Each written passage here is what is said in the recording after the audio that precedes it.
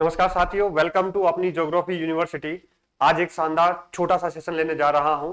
हमारी एनसीईआरटी की आरंभ पहल आरंभ सीरीज चल रही थी, उसके बीच आज एक छोटा सा सेशन है कि जो प्रतियोगी परीक्षाओं की तैयारी कर रहे हैं विद्यार्थी, उनको एनसीईआरटी किस दृष्टिकोण से, किस अप्रोच से, किस माइंडसेट के साथ कैसे पढ़नी चाहिए उसके बारे में बात करेंगे, ताकि एनसीईआरटी पढ़ते हैं तो उसकी एफिशिएंसी, उसका आउटपुट, उसका रिजल्ट आपको मिलना चाहिए। तो मुश्किल से 2-3 बेसिक चीजें हैं, अगर वो आप जान लेते हैं तो आपके लिए यहां पर एनसीईआरटी जो भी आपका टारगेट है, जो भी प्रतियोगी परीक्षाएं हैं, उसके लिए शानदार सार्थक साबित होगी, ऐसा मेरा पूरा विश्वास है। ऐसी पूरी उम्मीद है कि अगर आप एनसीईआरटी दिल से पढ़ रहे हैं, मेहनत से पढ़ रहे हैं, एक स्मार्ट स्टडी के साथ एग्जाम ओरिएंटेड पढ़ रहे हैं, तो वहां पर आपको रिजल्ट देखने को मिलेगा। वो सारे question direct to the point NCERT से पूछे जाते हैं। तो यहां पर आप सभी को पता है कि आज मैंने क्लास नहीं ली है। आज मैं शेड्यूल दिखाऊंगा आपको, जो अपनी एनसीईआरटी की भूगोल की जो एक आरंभ पहल चल रही है, ठीक है। और ये जो सेशन है ये सारे सभी विद्यार्थियों के लिए है जो प्रतियोगी परीक्षाओं की तैयारी कर रहे हैं, क्योंकि प्रत्येक प्रतियोगी परीक्षाओं में एनसीईआरटी का रोल होता है, तो उन सभी के लिए है। जो भूगोल की एनसीईआरटी हम कर रहे हैं उसका एक भारत का भौतिक पर्यावरण एक बुकलेट हमने कंप्लीट कर ली थी। यहां पर जो ये शेड्यूल है ये आपको दिखाई नहीं दे रहा होगा, बस इतना सा बता दूं कि ये टेलीग्राम चैनल पे अभी मैं शेयर कर दूंगा। अगले दीपावली तक, दीपावली से पहले हम इस भौतिक भूगोल के मूल सिद्धांत 11वीं क्लास की, जो कि भूगोल की प्रत्येक एग्जाम के लिए, भूगोल का चाहे कोई भी एग्जाम हो उसके लिए सबसे अधिक महत्वपूर्ण है, इसको हम दीपावली पर घर जाने से पहले इसको शानदार कंप्लीट करके जाएंगे। यहां पे शेड्यूल दिया हुआ है, टारगेटेड तैयारी जो है हम करने वाले हैं। तो कोई भी एग्जाम हो उसके लिए, भूगोल का कोई भी एग्जाम हो प्लस कोई भी प्रतियोगी परीक्षा का एग्जाम हो, उसके लिए ये शेड्यूल शानदार आपको काम आने वाला है। प्रतिदिन शाम को 8 बजे क्लास होती है, इसी चैनल पर क्लास होती है, और यहां पर पूरा शेड्यूल दे रखा है। इस शेड्यूल के अकॉर्डिंग आपको प्रतिदिन मेहनत करके आनी है। सुबह सुबह वो जो है आधा घंटा 1 घंटा एनसीईआरटी का एक चैप्टर आपको डेली का पढ़ के आना है। बस छोटा ही टारगेट दे रहा हूं, बड़ा टारगेट नहीं दे रहा हूं। अब सबसे महत्वपूर्ण बात आती है यहां पर कि एनसीईआरटी जो है ये कितनी महत्वपूर्ण है।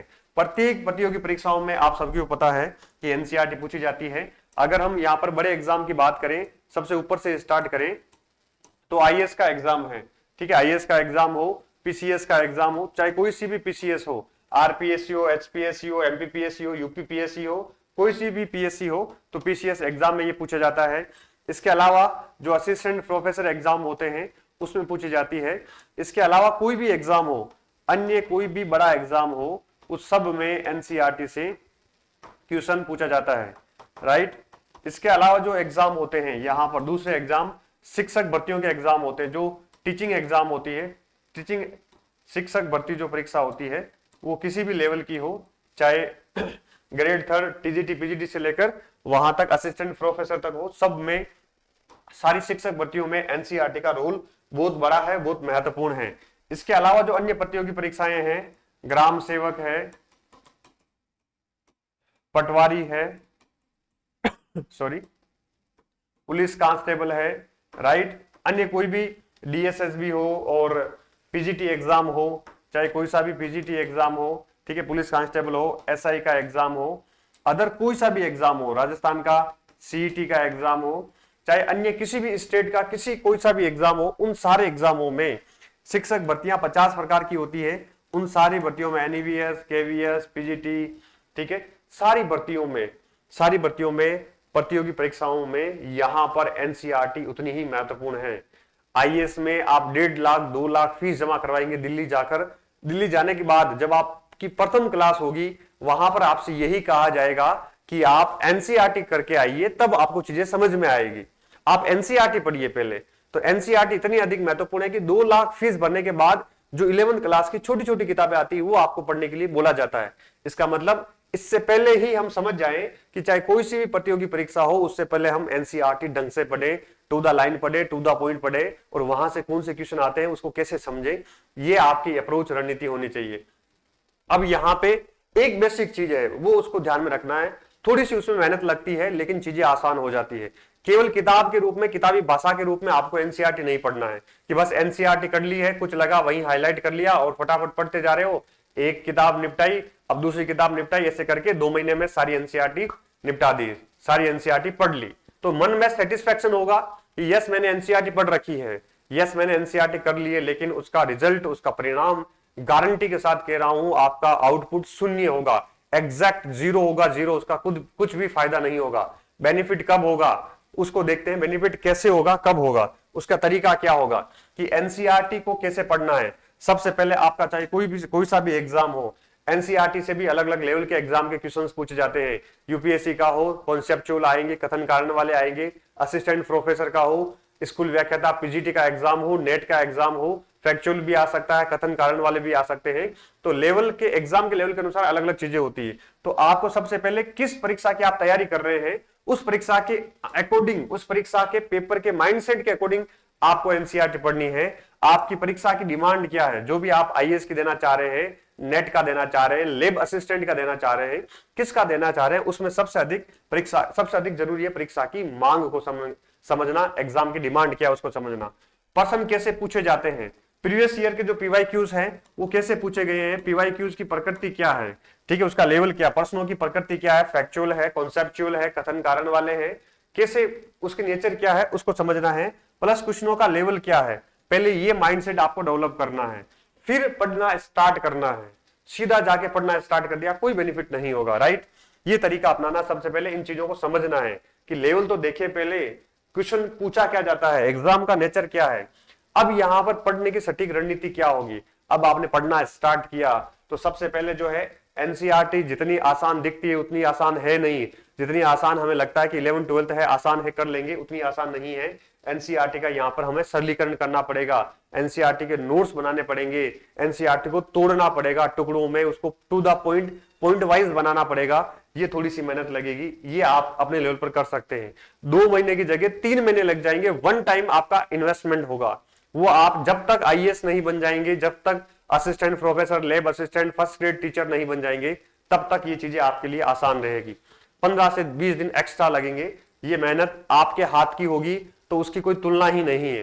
नहीं तो हम जैसे लोग जो पढ़ा रहे हैं वो तो अपने हिसाब से एनसीईआरटी का सरलीकृत करके नोट्स आपको दे ही रहे हैं, तो नोट्स के रूप में उसका सरलीकरण करना है, ये जो नोट्स उसको पढ़ना है, थोड़ा उसको टू द पॉइंट करना है, ठीक है। ये सबसे अधिक महत्वपूर्ण रणनीति होगी, उसको समझते हुए पढ़ना है, ठीक है। उसमें कीवर्ड्स क्या है उसको पकड़ना है, जहां से क्वेश्चन पूछे जाते हैं।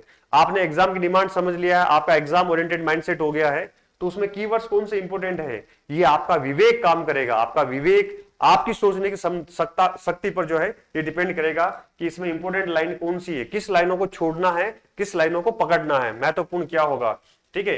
कौन से डायग्राम, जैसे असिस्टेंट प्रोफेसर में, भूगोल में, प्लस लैब असिस्टेंट में और स्कूल व्याख्याता में जो एनसीईआरटी में डायग्राम दे रखे हैं, फ्लो चार्ट दे रखे हैं, वहां से direct to the point, to the line question पूछे गए हैं। ये आपको समझना पड़ेगा, ये आपके लिए बहुत अधिक महत्वपूर्ण होगा। आगे देखते हैं पिछली परीक्षाओं में पूछे गए जो प्रश्न है, ठीक है। पिछली परीक्षा, अब ये आप तो ये आप साथ साथ में कर रहे हो, लेकिन इसमें क्या करना है, आपको टॉपिक वाइज पढ़ना है, ठीक है। एनसीईआरटी आपको टॉपिक वाइज पढ़नी है, टॉपिक वाइज में भी आपको चैप्टर वाइज पढ़नी है। तो जो भी चैप्टर आप ले रहे हैं उस चैप्टर के आपको परीक्षा में, जो पिछली परीक्षाओं में पूछे गए पीवाईक्यूज है, उसको भी टॉपिक वाइज लेना है। एक साथ पीवाईक्यूज कभी मत पढ़ना, कोई बेनिफिट नहीं होगा। मान लीजिए भूगोल का आप चैप्टर पढ़ रहे हैं कोई भी, ठीक है, भारत का भौतिक भूगोल का फिजियोग्राफी पढ़ रहे हैं, ठीक है, पहला दूसरा चैप्टर पढ़ रहे हैं, तो उस चैप्टर से भारत की नदियां पढ़ रहे हैं, तो नदियों से कैसे क्वेश्चन एनसीईआरटी से पूछे गए हैं। जो भी आपका एग्जाम है, पिछले 5 साल के पेपर उठाओ, नदियों के केवल क्वेश्चन ढूंढ के बाहर निकालो, फिर ये टॉपिक नदियों वाला पढ़ो और फिर उसके बाद में पीवाईक्यूज पढ़ो। दोनों की कनेक्टिविटी होगी, आपको महसूस होगा कि किस लाइन से कैसा क्वेश्चन आया है। लैब असिस्टेंट की तैयारी कर रहे हैं तो लैब असिस्टेंट में जो लास्ट एग्जाम हुआ था, उससे पहले का एग्जाम हुआ था, उसके क्वेश्चन निकालो और उसको टॉपिक वाइज करो, और इस टॉपिक से कैसे क्वेश्चन पूछे गए हैं, इसकी कनेक्टिविटी आपके माइंड में होनी चाहिए। अगर ये कनेक्टिविटी आपके माइंड में नहीं हो रही है तो कोई बेनिफिट नहीं है एनसीईआरटी पढ़ने का, केवल ड्यूटी पूरी होगी, ठीक है। कुछ चीजें, सिली चीजें जो है याद रह जाएगी, हल्की हल्की चीजें याद रह जाएगी। अगर ये आप कर लेंगे, इसकी कनेक्टिविटी हो जाएगी, एग्जाम में जो पूछा जा रहा है आप जो पढ़ रहे हैं उसको मैच हो जाएगा, तो बीच में गैप नहीं होगा, आपकी एफिशिएंसी आएगी, 100% आपको रिजल्ट मिलेगा। और आपको ये पता रहेगा कि एनसीईआरटी में किस टॉपिक में, किस चैप्टर में क्या लाइन लिखी हुई है, क्या फैक्ट वो सही है, क्या फैक्ट वो गलत है। जब भी आप एडवांस लेवल की किताबें भी पढ़ेंगे तो उसको कनेक्ट कर पाओगे, आपस में इंटरलिंक कर पाओगे, ये चीजें होनी चाहिए। तो ये होने के बाद आपको क्या करना है, यहां पर ये होने के बाद मार्केट में बहुत सारी एनसीईआरटी आधारित एमसीक्यू किताबें आती है, ठीक है, एनसीईआरटी आधारित एमसीक्यू किताब आती है, तो ये सारी पढ़ने के बाद और ये सारा करने के बाद चैप्टर वाइज ही उसको, यूनिट वाइज ही उसको क्या करना है, अभ्यास करना है, प्रैक्टिस करनी है, खूब सारे क्वेश्चन निकालने हैं। अगर ये कर लिया तो मान लीजिए आपका जो भी प्रतियोगी परीक्षा की आप तैयारी कर रहे हैं वो आपके लिए यहाँ पर गारंटी के साथ, वादे के साथ, ऑन रिकॉर्ड बोल रहा हूं, इसको रख लेना अपने पास। जब आप इस प्रक्रिया से गुजरेंगे तो आपका कॉन्फिडेंस बहुत हाई लेवल पर होगा। आपकी मेरी ये बात याद आएगी कि जो सर ने तरीका बताया था वो तरीका वास्तव में कारगर है, वास्तव में उसका महत्व मिल रहा है, वो अच्छे से सार्थक साबित हो रहा है। ये विश्वास, ये आत्मविश्वास आपके अंदर आएगा, कॉन्फिडेंस आएगा। ये करके देखिएगा आप, करके देखेंगे।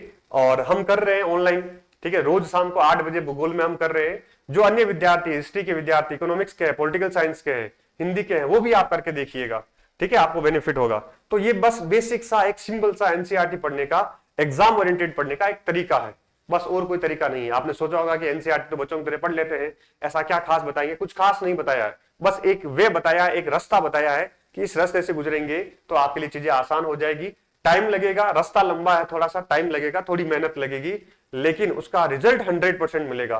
केवल शॉर्टकट चलोगे, जीरो आउटपुट मिलेगा, राइट। तो इसीलिए थोड़ी सी ये बात आपके साथ साझा करनी थी। इसके अलावा आप सभी को दशहरे की और रामनवमी की एडवांस में शुभकामनाएं। भूगोल के अपनी यूनिवर्सिटी ऐप पर और जो है भूगोल के जो भी कोर्सेज हमारे यहाँ पर चल रहे हैं, Haryana assistant professor, net GRF, भूगोल, लैब असिस्टेंट, स्कूल व्याख्याता, पीजीटी एग्जाम, जो भी बैचेज चल रहे हैं उन सभी पर हमने 20% ऑफ रखा है। RAM20 कोड डालना है, कूपन कोड आपको ऑफ मिल जाएगा। जो भी सारे कोर्सेस अपनी यूनिवर्सिटी ऐप पर चल रहे हैं, ये अपना ऐप है, यहां से आप अपनी यूनिवर्सिटी ऐप डाउनलोड कर सकते हैं, ठीक है। बाकी टेलीग्राम चैनल पर ज्योग्राफी यूनिवर्सिटी सूरज सर टेलीग्राम चैनल आप ज्वाइन कर सकते हैं। यहाँ पर कंटेंट भूगोल का निरंतर रोज कंटेंट अच्छा, शानदार, 3 से 4 लोगों की हमारी टीम है, वो डालती रहती है, ठीक है। मैं उनको देता रहता हूं और वो उसको अच्छे से सजाकर सेट करके डालती रहती है, वो आपको मिलता रहेगा। इसके अलावा यहाँ पर ये आपको नंबर है, कोई समस्या है भूगोल के रिगार्डिंग तो इस नंबर पे आप कभी भी कॉल कर सकते हैं। आप सभी का आभार, ऑल द बेस्ट। एनसीईआरटी पढ़ना है तो तरीके के साथ पढ़ना है, एक सलीके के साथ पढ़ना है, एग्जाम ओरिएंटेड पढ़ना है, आउटपुट आए, एफिशिएंसी आए, इस तरीके से आपको पढ़ना है। Thank you.